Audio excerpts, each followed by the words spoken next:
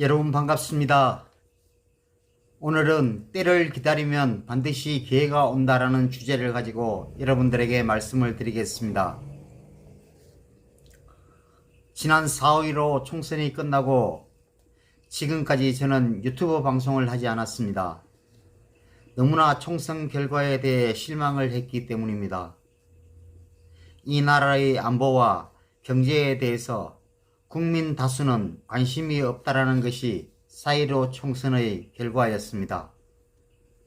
이 정권 들어서 소득주도 성장이라는 해괴한 경제정책으로 인해 한때 세계 10위권의 경제 대국이 끝없이 추락하고 있고, 안보는 이 정권이 김정은과의 위장평화쇼로 인하여 백척간두에 서 있는데도 불구하고 국민들은 4.15 총선거를 앞두고 이 정권이 전 국민에게 현금을 살포하겠다는 말에 놀아나 대다수 국민들은 어깨춤을 추면서 그들에게 표를 전적으로 몰아줬습니다.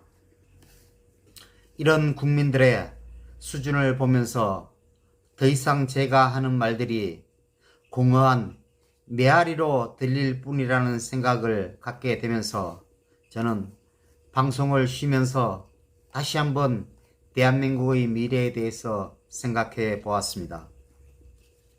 4.15 총선 이후 약 한 달이 지나면서 이 정권이 보이는 행패와 괴멸된 보수 정당의 행위들을 보면서 다시 한번 유튜브를 해야겠다는 생각을 굳혔습니다.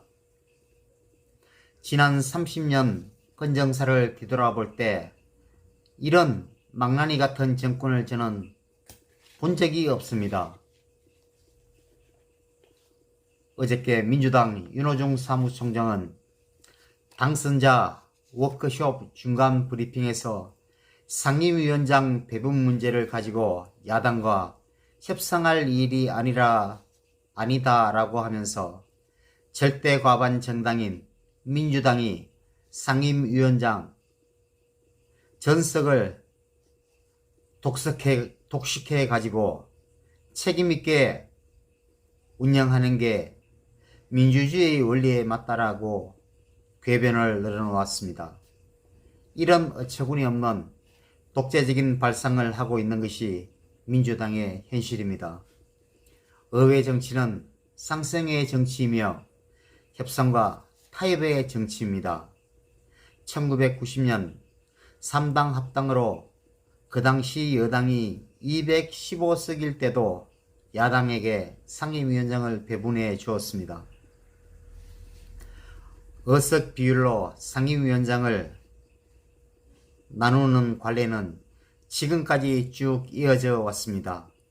국회는 기본적으로 행정부를 견제해야 하는 것이고, 여당이 국회의장을 가져가면 그것의 견제기구로 법사위원장을 야당이 가져가는 게 지금까지 30년 동안 내려온 관례입니다.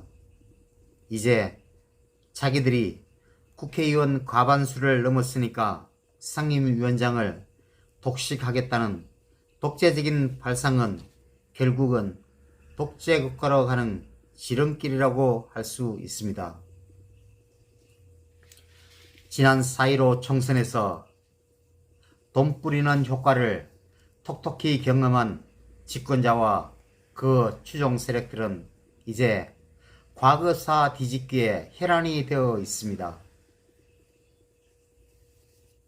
한명숙 사건 뒤집기, 이재용 재판 뒤집기 등을 선보이고 있고, 동작동 국립묘지 뒤집기에 나서고 있습니다. 만약 반일 프레임에 한 번 더 불붙일 요량으로 국립묘지를 파묘한다면 이것은 사화라고 불러도 좋을 것입니다. 이제 이 나라는 그동안 나라를 걱정하고 국민의 행복을 위해 발벗고 나서서 뛰어다니던 세력들은 쓸자리를 잃어버렸습니다.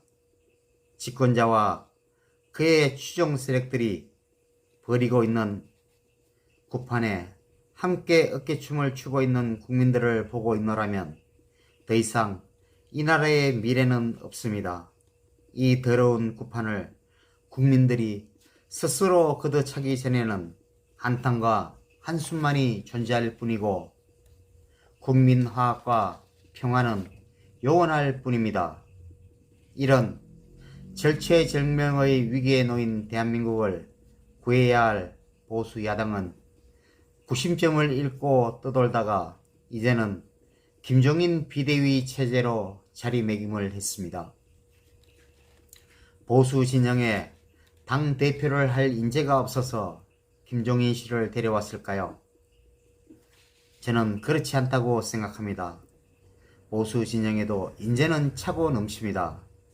홍준표, 오세훈, 김병준, 원희룡 등 많은 인재가 있습니다. 이런 인재들을 모셔서 정정당당하게 경선을 해서 대표를 뽑으면 됩니다.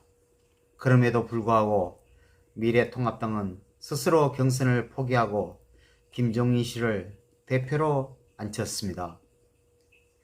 현재 미래통합당은 당 대표급 인사들을 인정하려 하지 않는 분열주의의 극치를 보여주고 있습니다. 이런 분열주의는 결국은 패배주의로 흐를 수밖에 없습니다.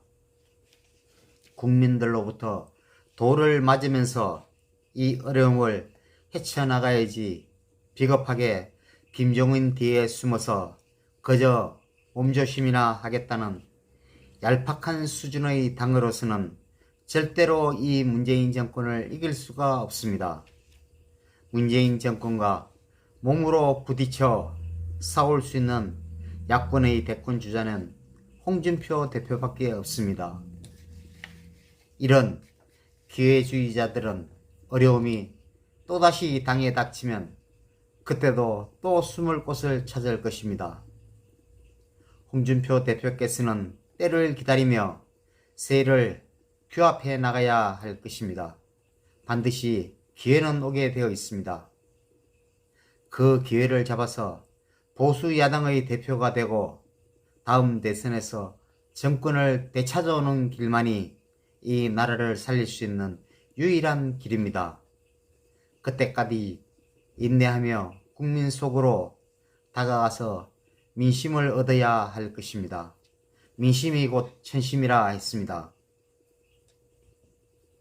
지금은 온 국민들이 혼돈의 소용돌이 속에서 빠져 허우적거리고 있지만 반드시 제 정신을 찾을 것입니다. 그날까지 홍준표 대표와 보수의 의식 있는 사람들은 가열찬 투쟁을 전개해 나가야만 할 것입니다. 그래야만 이 정권을 되찾아올 수 있는 유일한 길이라고 저는 생각합니다. 오늘은 여기까지 말씀드리겠습니다. 감사합니다.